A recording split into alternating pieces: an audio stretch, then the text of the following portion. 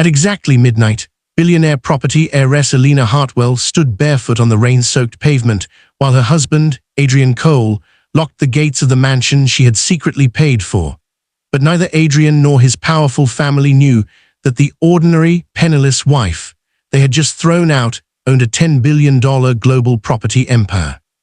For 5 years, Elena had hidden behind modest dresses, public buses, and a quiet job at a neighborhood charity, not because she lacked wealth, but because she wanted one thing money had never been able to buy: a family that loved her without knowing her surname, her influence, or the staggering fortune she controlled. Adrian had once been that kind of man. Years earlier, when his business was failing and his friends had abandoned him, Elena had stood beside him, using anonymous investments to rescue his company while allowing him to believe his own determination had saved it. But success changed Adrian, and gratitude slowly hardened into pride. His mother, Margaret Cole, never believed Elena belonged in their family, but when Adrian's company began attracting wealthy investors, Margaret's quiet contempt became open humiliation, and Elena's refusal to defend herself only convinced them that she had nowhere else to go.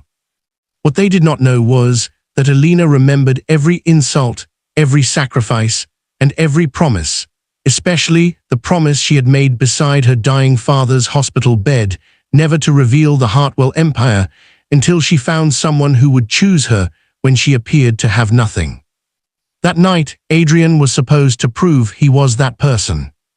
Instead, after falsely accusing Elena of stealing a priceless family necklace, Margaret ordered her out. Adrian's sister Bianca threw Elena's suitcase into the rain, and Adrian stood between his wife and the door.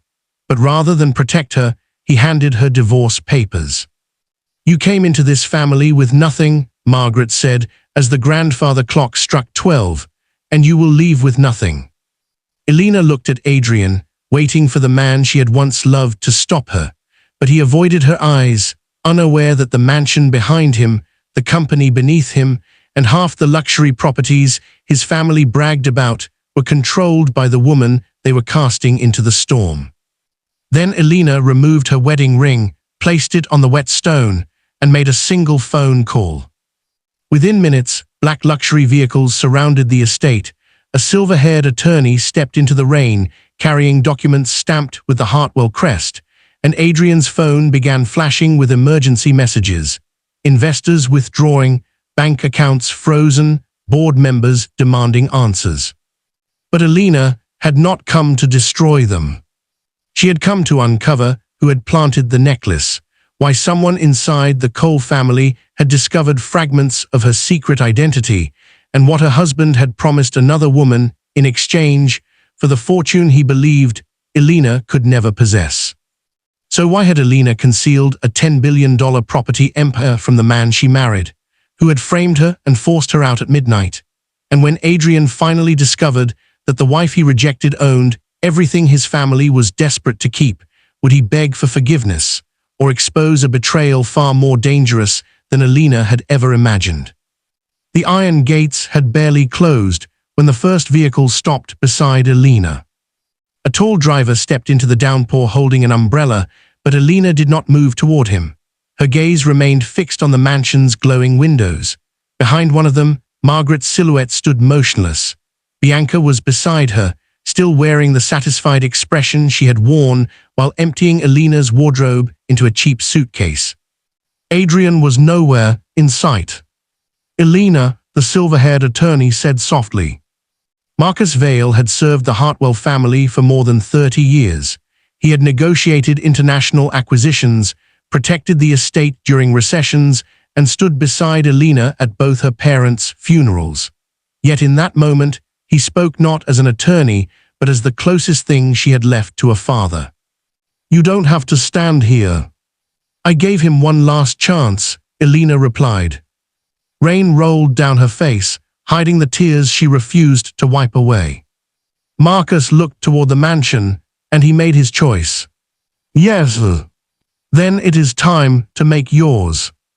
Elena entered the car, and the door closed on the only home in which she had ever pretended to be poor. Inside the mansion, Adrian stood alone in his study while his phone vibrated repeatedly across the desk. He had ignored the first 3 calls.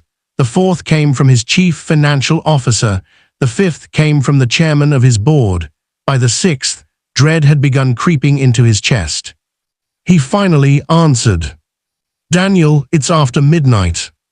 "Where are you?" Daniel Mercer demanded. "At home." "Then get to the office." Adrian frowned. Daniel never raised his voice. "What happened?" "Our primary investment facility has been suspended. 2 development loans were recalled. The Riverside acquisition has been frozen, and the investors behind the Northbridge account are requesting an emergency audit." Adrian stared through the study windows. Beyond the glass, the line of black vehicles began moving away from the gates. "That's impossible. It happened 10 minutes ago." "Who authorized it?" "We are trying to find out." "Then fix it." There was a long silence. "Adrian, the Northbridge account controls 42% of our external capital." "I know what it controls." "Then you understand that we may not survive the week." Adrian ended the call without replying. When he turned, Margaret was standing in the doorway. "What is it?" she asked. "A temporary banking problem." Margaret's expression remained calm. She had spent her life treating bad news as something that happened to people with less important surnames. "Then your staff will handle it." Adrian glanced at the desk, where Elena's signed divorce papers waited beside an untouched glass of whiskey. She had not argued when he handed them to her. She had not begged, shouted, or demanded a settlement. She had simply read the final page, signed her name, and looked at him with an expression he could not understand. Not anger. Not fear. Disappointment. The memory unsettled him more than rage would have. Margaret followed his gaze. "You did the correct thing." "Did I?" "She stole from this family. We found the necklace in her suitcase." "Exactly. But why would she steal it and leave it where anyone could find it?" Margaret's eyes hardened. "Do not begin defending her now. You had 5 years to recognize what she was." Adrian looked toward the gates again. The vehicles were gone. As a child, Elena had believed the Hartwell Empire was a country. Its towers formed skylines. Its resorts occupied islands. Its warehouses stood beside ports from Singapore to Rotterdam. Its residential divisions housed hundreds of thousands of tenants, while its commercial properties held banks, hospitals, hotels, theaters, and technology companies.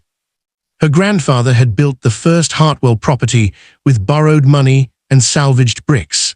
Her father, Alexander, had transformed the family company into a global corporation valued at nearly $10 billion. To the outside world, Elena had grown up with everything. In truth, she had grown up surrounded by people who wanted something. School friends sold stories about her to magazines. A college boyfriend secretly photographed documents in her father's office. Distant relatives appeared whenever they needed investments. Even charitable strangers sometimes rehearsed tears before approaching her.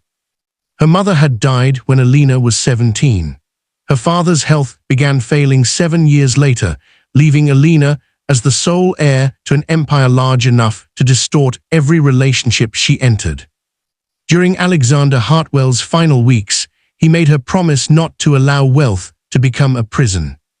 "People will bow to the name," he told her from his hospital bed, "but very few will see the woman carrying it." Elena held his frail hand. "How do I know the difference?" "Step away from the name." "You want me to abandon the company?" "No, I want you to control it without allowing it to control you. Let Marcus manage the public side. Build a life where no one knows what you own. Then watch who remains when there is nothing visible to gain." Elena had tried to smile. "That sounds like one of your business tests." "It is a test," he said, "but not of them, of your judgment." 3 days later, he was gone. For the next year, Elena operated through trusts, holding companies and representatives. Public reports described the Hartwell heiress as reclusive. Business magazines speculated that she lived in Switzerland, Monaco, or Dubai. In reality, she rented a small apartment in Belmia and volunteered at a community housing charity supported by one of her foundations. That was where she met Adrian. He had arrived at the charity's office, carrying architectural plans beneath one arm and frustration across his face. His small construction company had promised to renovate 12 apartments for low-income families, but a major client had failed to pay him. Without emergency funding, his employees would lose their jobs and the families would remain in unsafe housing. Elena expected excuses. Instead, Adrian offered his own car as collateral and asked whether he could complete the work without profit. "You would lose money," she said. "I already gave those families my word." "You could declare bankruptcy." "I could," he replied, "but my workers have children and the tenants have waited long enough." He spent the next 2 months at the site, often working beside his employees until morning. He ate cheap sandwiches on unfinished stairs, carried materials when deliveries were delayed, and refused to cut corners even when no inspector was watching. Elena fell in love with the man he was when no reward appeared possible. She introduced herself only as Elena Ward, using her mother's maiden name. When Adrian learned that she lived modestly and worked for a charity, his interest did not fade. He brought her coffee, repaired a leaking pipe in her apartment, and once traveled across the city in a storm because she had mentioned feeling ill. He proposed beneath the unfinished roof of the final apartment building. "I cannot promise you a mansion," he said, laughing nervously. "At the moment, I cannot promise you a reliable car." Elena smiled through tears. "I don't need either." "What do you need?" "You." At the time, it was true. Margaret opposed the marriage immediately. She had imagined Adrian marrying into a family with influence, political connections, or old money. Elena's charity work seemed unimpressive, and the absence of wealthy relatives appeared almost suspicious. "Love is a beautiful excuse people use before bills arrive," Margaret warned her son. Adrian defended Elena then. "She stood beside me when I had nothing." Margaret gave a cold smile, perhaps because she has nothing too. They married in a quiet ceremony. Marcus attended as an old family friend, carefully concealing the depth of his connection to Elena. The wedding cost less than the floral arrangements at a typical Hartwell board dinner, but Elena remembered it as one of the happiest days of her life. For a while, Adrian remained the man she had married. Then Northbridge Capital invested in his business. The money came from a Hartwell subsidiary, but Elena kept her name away from every document Adrian saw. She did not give him charity. Marcus's team examined the company and found real potential. Adrian was talented, disciplined, and ambitious. The investment accelerated opportunities he might eventually have earned without her. Within 3 years, Cole Urban Development grew from a struggling contractor into one of Belmia's fastest-rising property firms. Adrian changed gradually. First came tailored suits and expensive dinners with investors. Then came the new office, the interviews, and the mansion on Hawthorne Hill. He believed the estate had been secured through a favorable corporate lease. In reality, Elena owned it through Hartwell Residential Holdings. She had purchased it because Adrian once stopped outside its gates and said, half-jokingly, "One day, I'll give you a home like that." Elena wanted him to feel that he had fulfilled his promise. Margaret moved into the East Wing before Elena had finished unpacking. Bianca arrived 2 months later, claiming her apartment was being renovated. She never left. The household slowly became a court, with Margaret at its center and Elena treated as an inconvenient servant who had married above her rank. Adrian noticed, but each time Elena tried to discuss it, he asked her to be patient. "My mother sacrificed everything for us. So I should let her insult me. She is adjusting. She has been adjusting for 4 years. Please don't turn every dinner into a conflict. Elena eventually stopped complaining. Her silence was not weakness, she was watching. Her father's test had not ended when she married Adrian. It had only become more painful. The morning after she was thrown out, Elena woke in the presidential suite of the Hartwell Crown Hotel. For several seconds, she did not know where she was. Then she saw her damp suitcase near the door and remembered Adrian placing the divorce papers in front of her. Marcus had arranged dry clothing, breakfast, and a private security team. He was sitting in the adjoining room when Elena entered. "You should have slept longer," he said. "I have slept long enough." He slid a tablet across the table. The screen displayed a list of urgent reports. Cole Urban Development's accounts were under review. The Northbridge investment suspension had triggered debt provisions. Several properties used as collateral had ownership complications Adrian's executives did not yet understand. Elena read silently. "Did you freeze everything?" she asked. "Only assets connected to suspected fraud." "Suspected." Marcus opened another file. 3 weeks earlier, Hartwell compliance officers had detected unusual activity involving development rights to a waterfront district called East Haven. Cole Urban Development had submitted documents claiming authority to acquire parcels owned by Hartwell subsidiaries. The documents contained Elena's electronic authorization. She had never signed them. Who had access? Elena asked. "Someone used credentials linked to your private family office." "Could they transfer the properties?" "Not without additional approval, but they could use the documents to attract financing." Marcus displayed a presentation prepared for foreign investors. It claimed Cole Urban Development would soon control East Haven, a redevelopment zone worth nearly $2 billion. At the bottom of the presentation were 3 names: Adrian Cole, Bianca Cole, and Victor Dane. Elena recognized Victor immediately.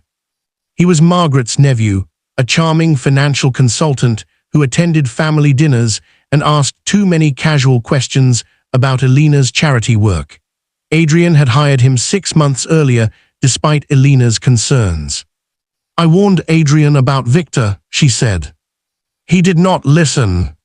"No, there is more." Marcus played security footage from the mansion. The image showed Bianca entering Elena's bedroom on the afternoon before the necklace disappeared. She carried a velvet jewelry case. 3 minutes later, she left without it. Elena watched the recording twice. Bianca planted the necklace. "Yes. Why?" "We believe the accusation was intended to force you out before the East Haven transaction closed." "But Bianca thinks I'm poor." "Bianca may know more than she admitted." Marcus placed a photograph on the table. It showed Bianca meeting Victor at a restaurant. On the table between them was an old newspaper clipping featuring Elena at age 16 beside her father. Although Elena had changed her surname, hairstyle, and public appearance, the resemblance was unmistakable when viewed directly. "Where did they get this?" "We do not know." Elena looked again at the stolen authorization. "Victor recognized me." "That is our assumption." "And he told Bianca." "Possibly only enough to manipulate her." Elena's thoughts moved faster. If Victor knew she was Alexander Hartwell's daughter, throwing her out made little sense unless he wanted distance between her and Adrian. The divorce papers could have been designed to distract her, humiliate her, or prevent Adrian from learning the truth before East Haven closed. "Who prepared the divorce agreement?" she asked. "Victor recommended the lawyer." Elena turned to the final pages. She had signed beneath the emotional shock of the accusation, but Marcus's staff had already discovered hidden clauses. One gave Adrian potential rights to assets omitted from disclosure. Another permitted Cole Urban Development to pursue compensation from any spouse whose concealed financial interests had affected company transactions. The clauses would not have given Adrian ownership of the Hartwell empire. No competent court would reward fraud so easily, but the agreement could create enough litigation to delay acquisitions, expose confidential structures, and pressure Elena into a settlement. Victor did not need to win. He only needed leverage. "Does Adrian know?" she asked. "We cannot determine how much he knows." Elena looked away. That uncertainty hurt more than Bianca's betrayal. Adrian had handed her the papers. Adrian had refused to hear her denial. Adrian had allowed his family to throw her into the rain. But had he known the true purpose? At Cole Urban Development, panic had replaced confidence.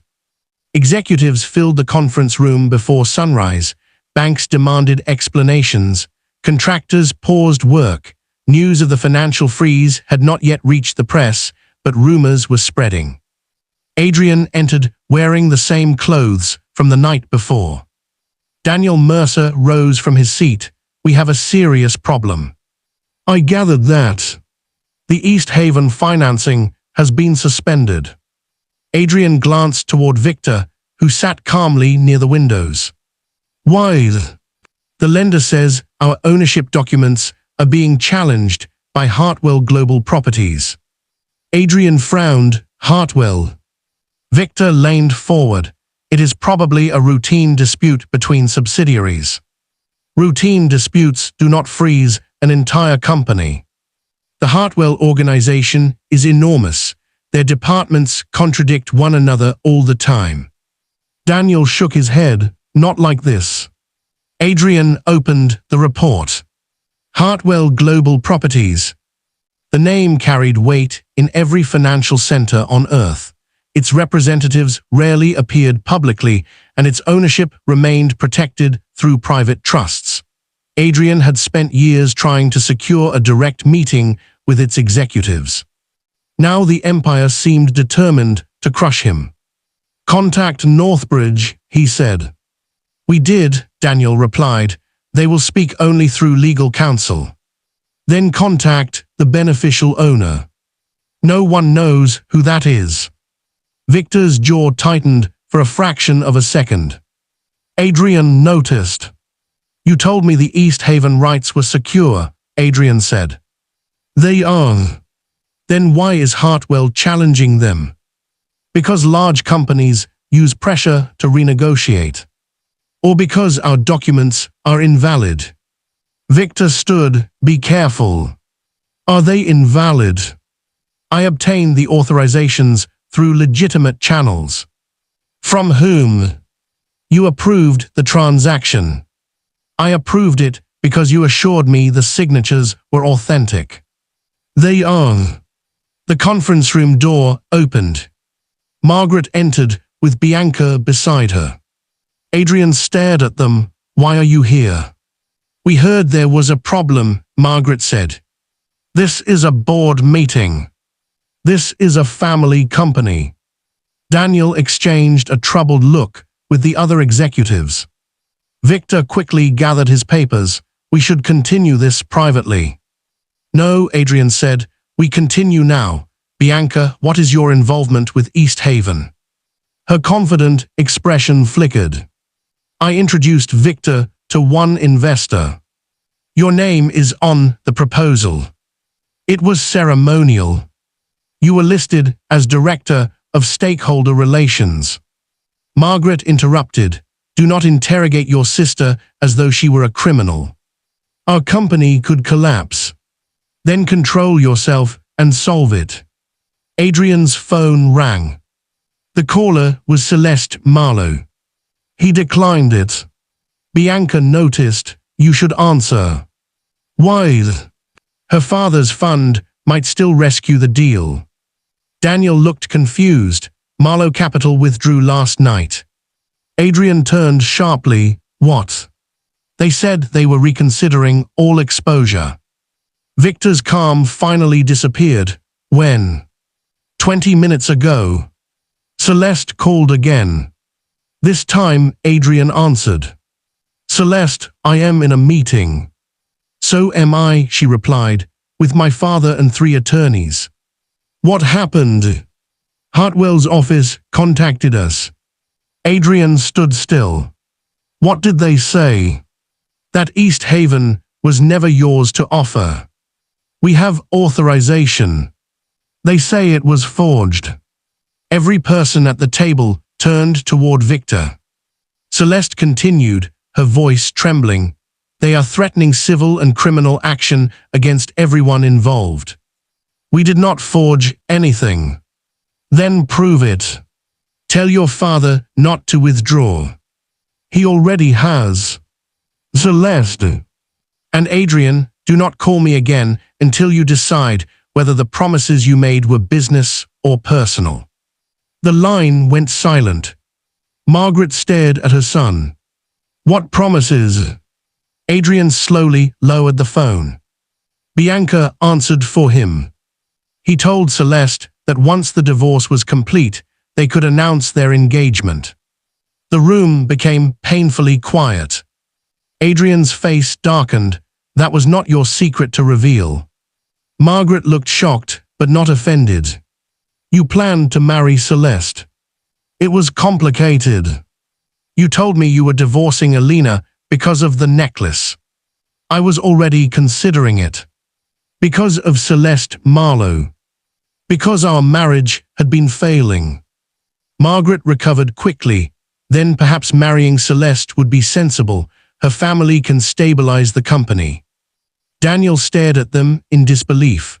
"Are we discussing a replacement marriage while our accounts are frozen?" Adrian turned on Bianca. "How much does Victor know about Elena?" Bianca went pale. Victor moved toward the door.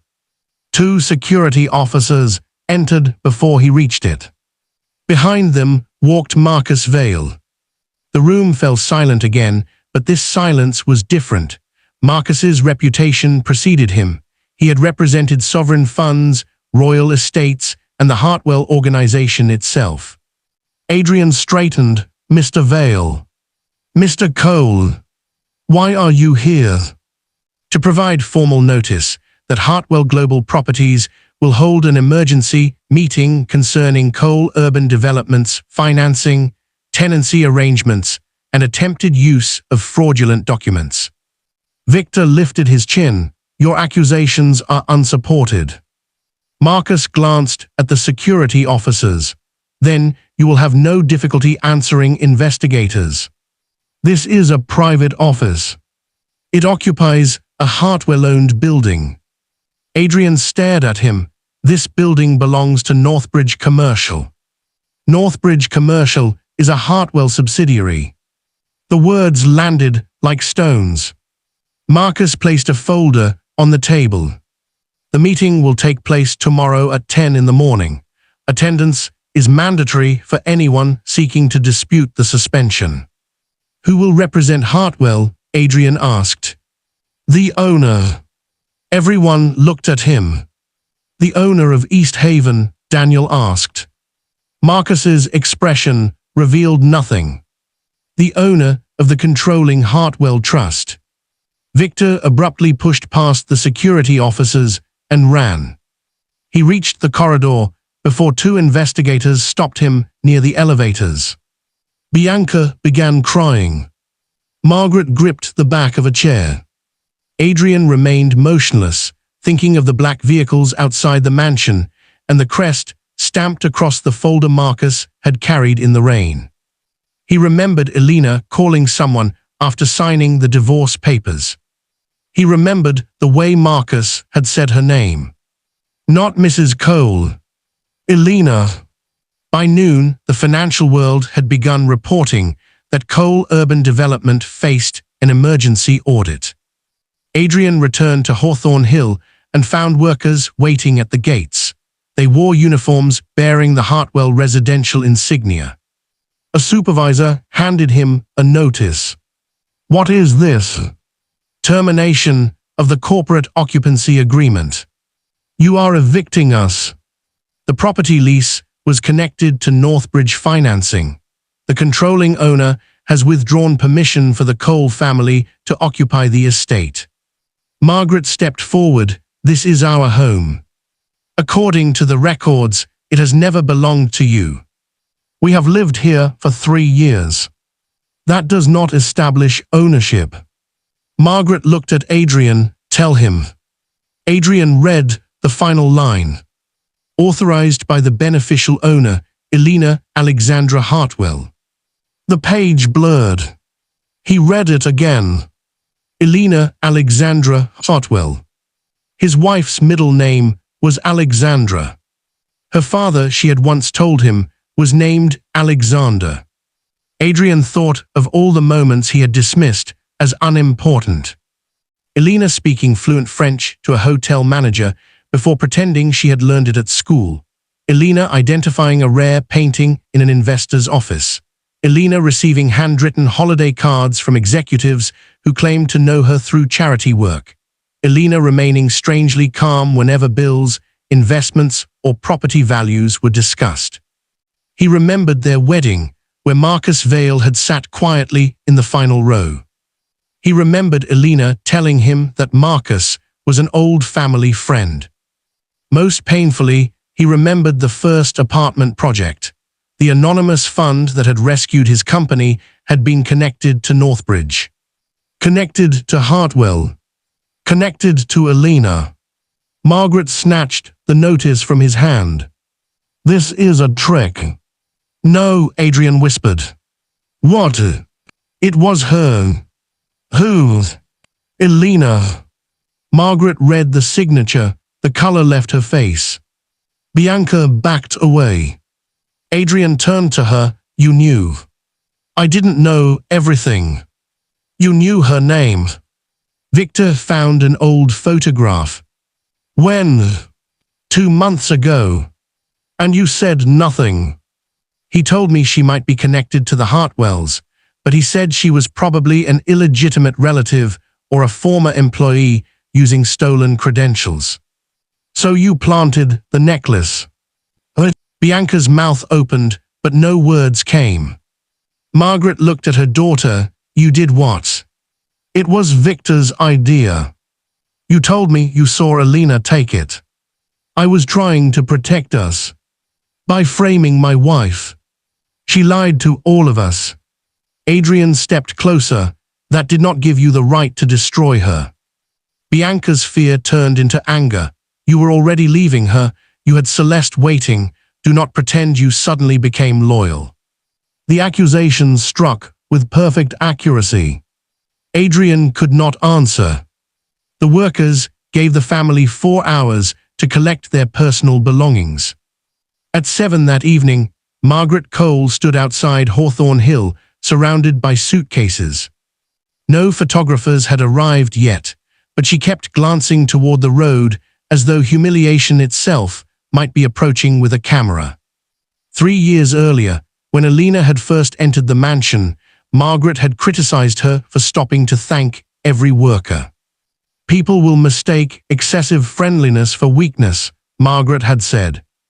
Now those same workers carried Margaret's possessions to a rented van while avoiding her eyes. Adrian found Elena's wedding ring near the gate. It had remained on the wet stone all night and most of the day. He picked it up.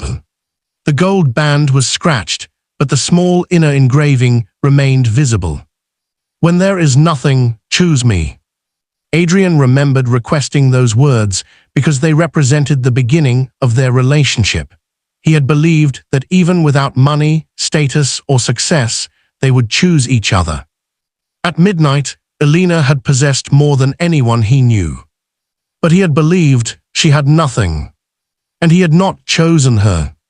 The emergency meeting began at 10 the next morning in the top-floor boardroom of Hartwell Tower. Adrian arrived with Margaret, Bianca, and Daniel. Victor had been released pending investigation but did not appear. Representatives from banks, investment funds, and Cole Urban Development filled the room.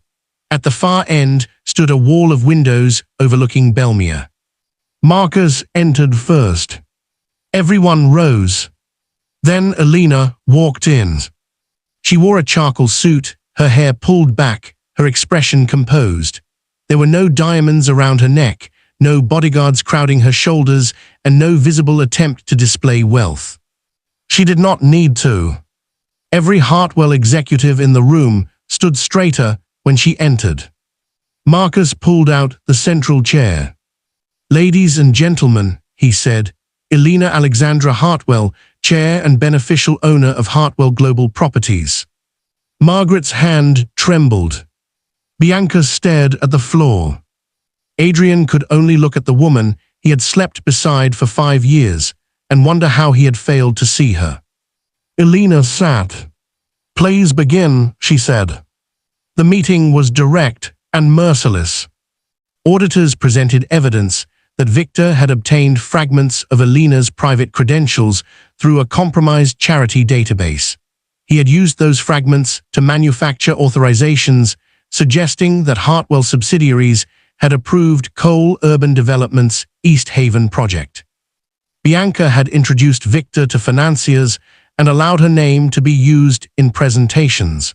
She had also planted Margaret's necklace in Elena's suitcase to provoke an immediate separation.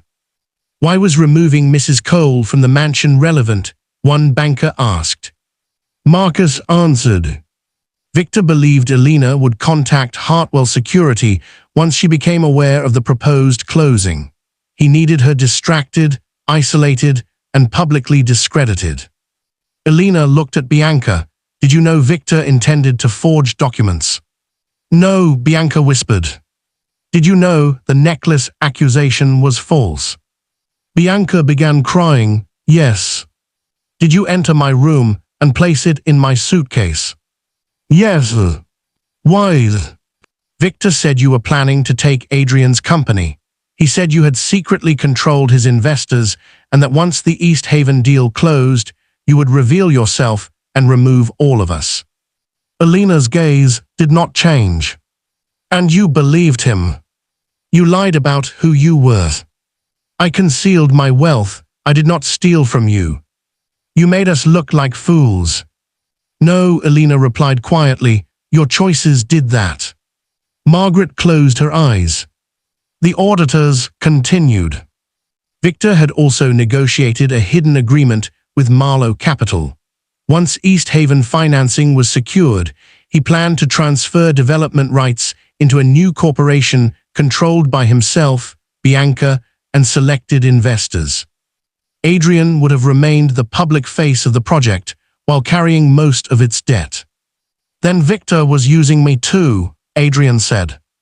Marcus looked at him. "Yes." Adrian turned to Elena. "I did not know the documents were forged." "I believe you." Relief flashed across his face. Then she continued. "But you knew about Celeste." Relief disappeared. Every person in the room became still. Adrian lowered his voice. "That was personal. It became corporate when you promised marriage in exchange for her family's investment." "I never said it that way." Marcus placed printed messages on the table. Adrian recognized his conversations with Celeste. "After the divorce, there will be no obstacle between our families. Once East Haven closes, we can make our future official. Elena will sign. She has no resources to fight me." Adrian stared at his own words. At the time, they had felt like strategic assurances. In the boardroom, they revealed exactly what he had become. Elena looked at him. "Did you believe I stole the necklace?" "I saw it in your suitcase." "That was not my question." Adrian's mouth went dry. "Did you believe I stole it?" He remembered the moment clearly. Elena had stood in the bedroom while Bianca pulled the velvet case from beneath folded clothes. Margaret had shouted. Elena had denied everything. Adrian had watched her face. Some part of him had known. "No," he admitted. Margaret looked at him in shock. Elena's composure nearly broke, but she steadied herself. Then why did you accuse me? Because I had already prepared the divorce. And the necklace made it easier. Yes. Easier to protect the company. Yes. Easier to marry Celeste. Adrian looked down. Yes. Elena nodded slowly, as though confirming something she had resisted accepting. The remaining questions were handled by attorneys. Coal urban development would not be destroyed. Hundreds of employees and contractors depended on it, and Elena refused to punish them for the decisions of a few executives. Hartwell would restructure the company, remove compromised directors, and appoint temporary oversight. Adrian would lose his chief executive position, but retain a minority interest after liabilities were calculated. Bianca would cooperate with investigators and face charges related to fraud, trespass, and evidence fabrication. Margaret would return the necklace and provide testimony.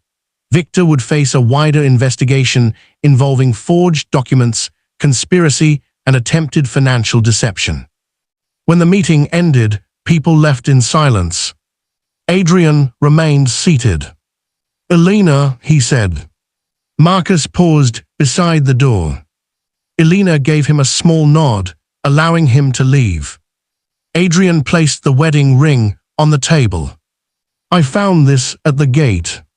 She looked at it but did not touch it. "I am sorry." That is a small sentence for what happened. "I know. Do you?" He stood, then seemed unsure what to do with his hands. "I was angry that you kept secrets. You did not know my secret when you betrayed me." "No. You believed I was poor." "Yes. You believed I could not defend myself." Adrian's silence answered. Elena looked through the windows at the city below. "For years, I wondered whether revealing the truth would save our marriage. I imagined telling you on birthdays, anniversaries, and quiet mornings. Each time, something stopped me." "Why?" "Because every time your success grew, your kindness became more conditional." He flinched. "You stopped greeting the workers at your construction sites," she continued. "You began measuring people by the cars they drove and the clubs they entered. You laughed when your mother mocked my clothes. You let Bianca speak to me as though I were a servant. And whenever I reminded you of the man who once worked through the night to keep a promise to 12 families, you accused me of resenting your ambition." "I lost myself." "No, you revealed yourself. That is not who I want to be. But it is who you chose to be." He moved closer to the table. "Give me a chance to fix this." "You had chances." "I did not understand what I was risking." "That is exactly the problem. You should not have needed to know I owned $10 billion before deciding I was worth protecting." "I loved you." Elena's eyes filled, but her voice remained steady. "You loved the version of yourself you saw when you were with me. Then you found a version you liked better." "That isn't true." "You told another woman I had no resources to fight you." "I was ashamed of where I came from. I became obsessed with proving that I belonged among powerful people. And I became proof of everything you wanted to escape." Adrian shook his head. "You were the best part of my life. Then why did you treat me like the worst?" He had no answer. Elena picked up the ring. For one desperate second, hope entered his face.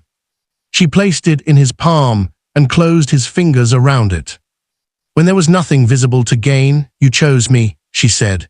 "When you believed there was something greater to gain elsewhere, you abandoned me. I cannot build a life around waiting to discover which version of you will wake up each morning. Is there truly no way back? There may be a way forward for you, but not with me." She walked toward the door. "Elena." She stopped without turning. "Did you ever plan to tell me?" "Yes." "When?" "On our 5th anniversary." Adrian's face collapsed. Their 5th anniversary was 4 days away. What were you going to say? Elena looked back. I was going to tell you that the first apartment project, Northbridge and Hawthorne Hill, all came through Hartwell. I was going to make you an independent partner in a housing initiative worth $500 million. Adrian gripped the chair. I wanted us to build affordable homes together, she continued. I thought returning to where we began might help me find the man I married. Then she left. Margaret waited for Elena outside the building. Without the mansion, driver, and carefully arranged social image, she appeared smaller. She carried no handbag, only a folder containing legal documents. Elena, may I speak to you? Elena considered walking past. Instead, she stopped. Margaret struggled to meet her eyes. I owe you an apology. Yes. The blunt answer surprised her. I treated you shamefully. Yes. I believed I was protecting my family. You were protecting your pride. Margaret nodded. I was. People passed them in the marble lobby, careful not to stare. I thought hardship had made me strong, Margaret said. After Adrian's father died, I raised 2 children with very little. I promised myself they would never be looked down upon. Somewhere along the way, I became the person doing the looking down. Elena said nothing. I judged you because I believed you had no status, Margaret continued. Now I understand that the humiliation is not that you had more than us. It is that you showed us kindness when you could have exposed us, and we answered it with cruelty. Understanding is not the same as changing. No.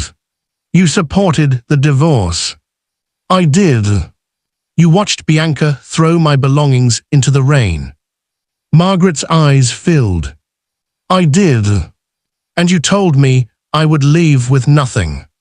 I remember every word. So do I. Margaret nodded again. I am not asking you to forget. What are you asking? For the opportunity to become less deserving of your contempt. Elena studied her. I do not feel contempt for you, Margaret. The older woman looked relieved until Elena finished. I feel nothing. Elena walked away. In the weeks that followed, Belmere became fascinated by the secret heiress who had lived unnoticed in Hawthorne Hill. News outlets published old photographs of Elena beside her father. Commentators debated why a woman worth $10 billion had hidden her identity. Former classmates suddenly remembered supposed friendships. Luxury brands sent gifts she returned unopened. Elena refused interviews. She focused on repairing the damage caused by Victor's scheme. Cole Urban Development entered restructuring under Daniel Mercer, who was cleared of wrongdoing and appointed interim chief executive. Construction continued. Salaries were paid. Contractors were protected. Adrian was removed from daily management. For the first time in years, he woke without assistants waiting, meetings scheduled, or reporters requesting his opinion. He moved into a modest apartment near the industrial district and began attending legal proceedings. Celeste Marlowe ended all contact. Her messages, once filled with promises of a glamorous future, were submitted as evidence in the investigation. Bianca accepted a plea agreement. She avoided prison because she cooperated fully, but received community service, financial penalties, and probation. More painful to her than the sentence was the loss of the social circle she had spent years trying to impress. Margaret sold her remaining jewelry to pay legal costs. The famous necklace, returned to its case, was no longer displayed. One evening, months after the board meeting, Adrian visited the apartment building where he had first met Elena. The property had recently been renovated again.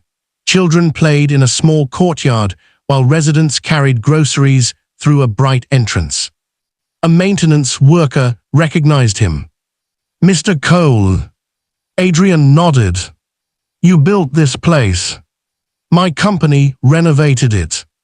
You worked here too, I remember. The man had been one of Adrian's earliest employees.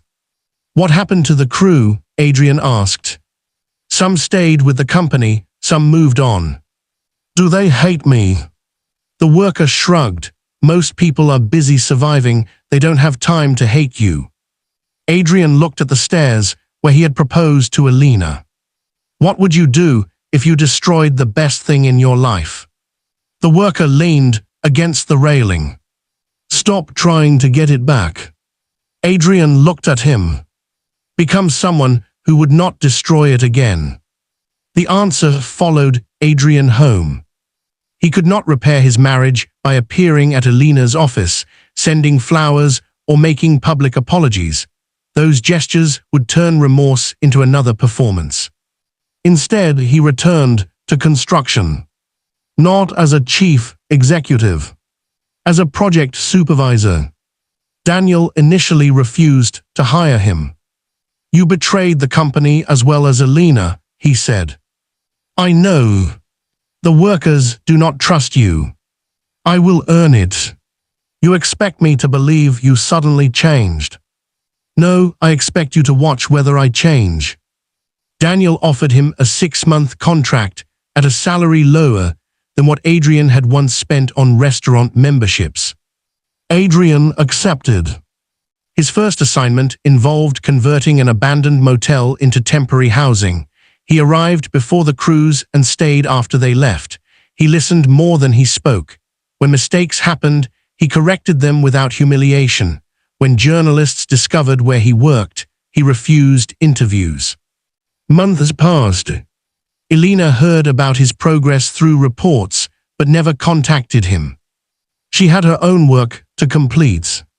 The Hartwell board had long urged her to become the public face of the empire. After years of hiding, she finally agreed, but on her own terms. At a global housing summit, Elena announced the Hartwell Homes Initiative, a $500 million program to develop affordable housing, community clinics, and vocational centers. It was the project she had intended to build with Adrian. Now she dedicated it to her father.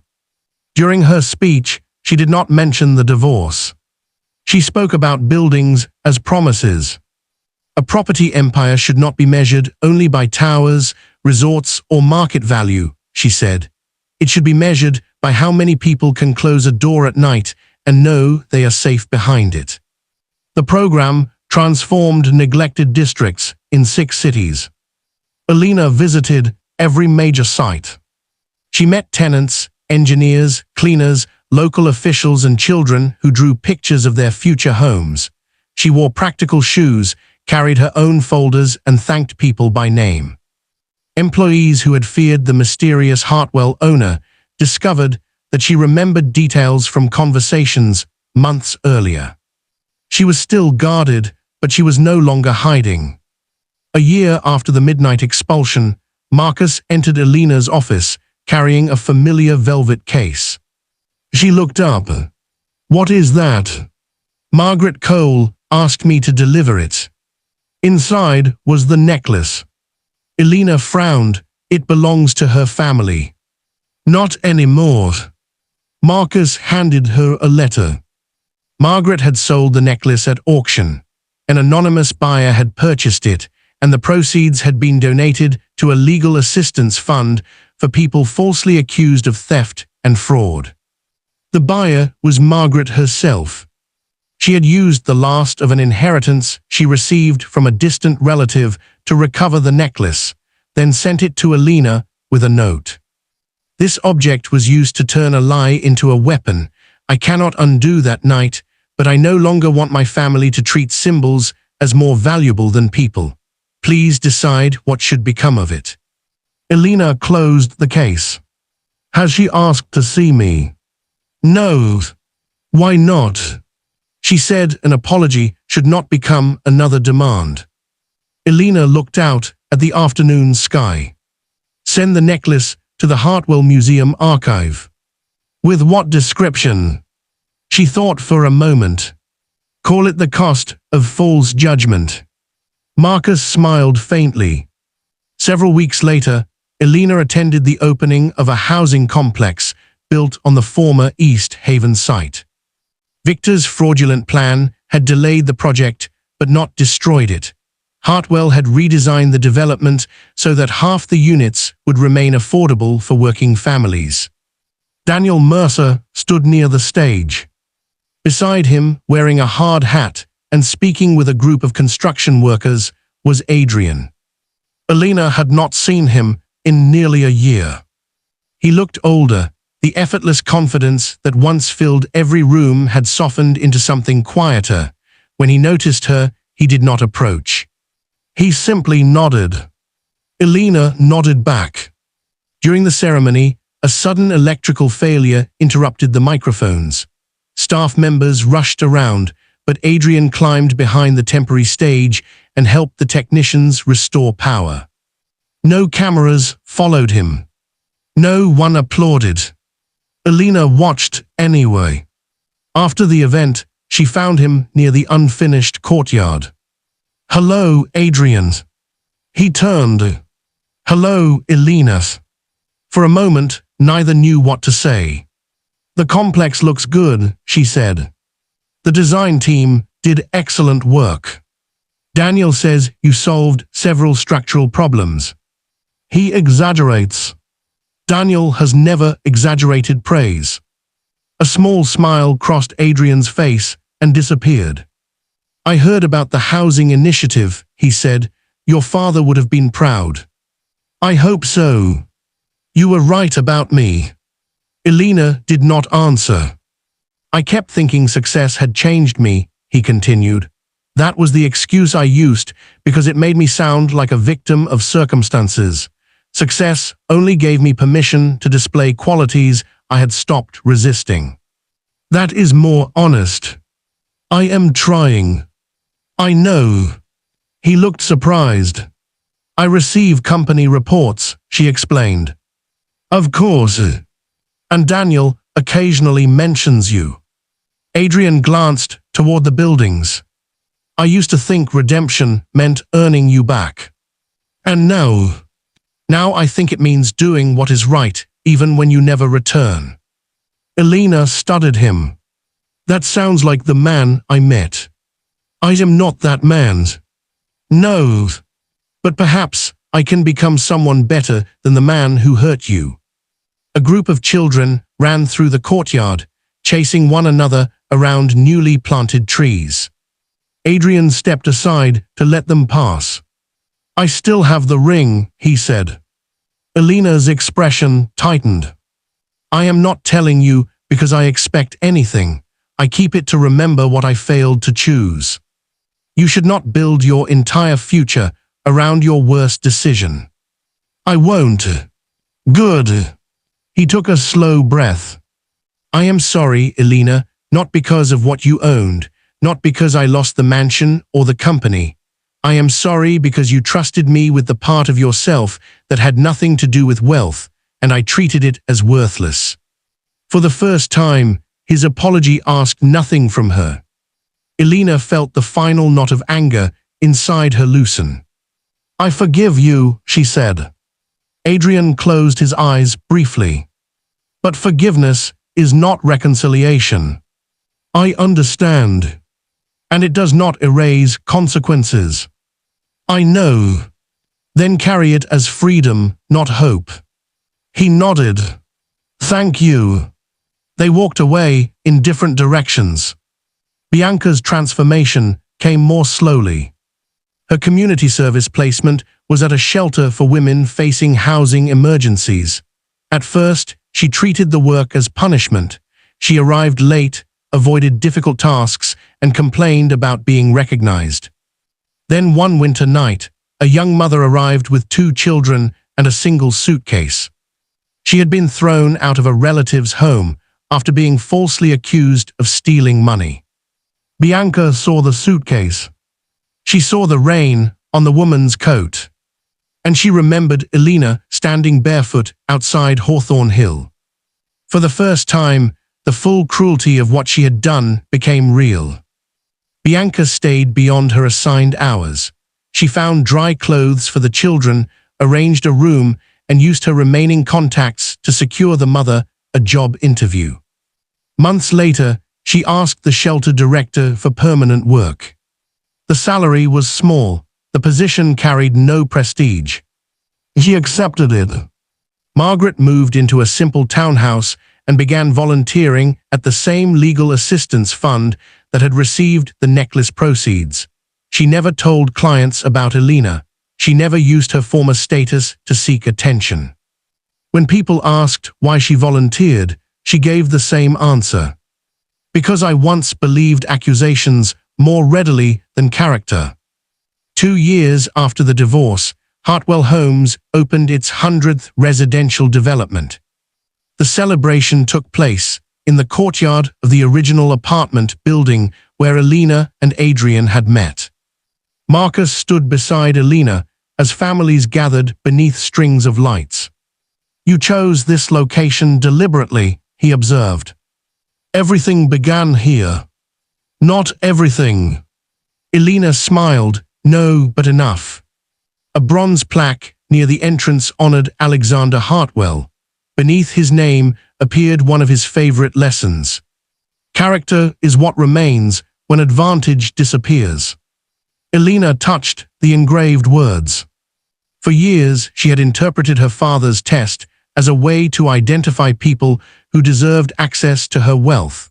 She now understood that it had also been a warning against disappearing inside secrecy. By hiding every part of her power, she had allowed mistreatment to continue longer than it should have. She had confused endurance with wisdom and silence with proof of love. Her father had told her to watch who remained when there was nothing visible to gain. He had never told her to remain where respect had already vanished. "Any regrets?" Marcus asked. "Many. About Adrian. About waiting so long to believe what his actions were telling me." Marcus nodded. "And about revealing yourself?" "No." Across the courtyard, Adrian supervised the installation of a final wheelchair ramp. He now managed the non-profit construction division of Cole Urban Development, which had recovered under Daniel's leadership. He and Elena spoke occasionally at official events. Their conversations were respectful, brief, and free of false promises. He had rebuilt his life without demanding a place in hers. That mattered. But it did not reopen the door he had closed at midnight. A little girl approached Elena, holding a drawing. "Is this for me?" Elena asked. The child nodded. The picture showed a tall building beneath an enormous yellow sun. Every window contained a smiling face. "My mother says you built our house," the girl said. "A lot of people built it. But you own it." Elena crouched so they were at eye level. "Your family lives there, that makes it your home." The girl considered this seriously, then pointed to a figure drawn beside the building. "That's you." The figure wore a bright crown. Elena laughed. "I don't wear a crown." "You own all the buildings." "Not all of them. My brother says you're richer than a queen." Elena glanced at Marcus, who was trying not to smile. "Your brother should not believe everything he hears." The girl handed her the picture and ran back to her mother. Elena studied the uneven lines and smiling windows. $10 billion had once felt like a wall separating her from everyone else. Now it was a tool. Nothing more. As evening settled over the courtyard, Elena stepped onto the small stage. The crowd quieted. She looked at the residents, workers, volunteers, and families gathered before her. She saw Margaret standing near the back beside several legal aid volunteers. Their eyes met. Margaret placed a hand over her heart but did not approach. Bianca was helping the young mother she had once met at the shelter distribute food. Adrian stood among the construction crew rather than the executives. Every person carried a history larger than the role they had played on the worst night of Elena's life.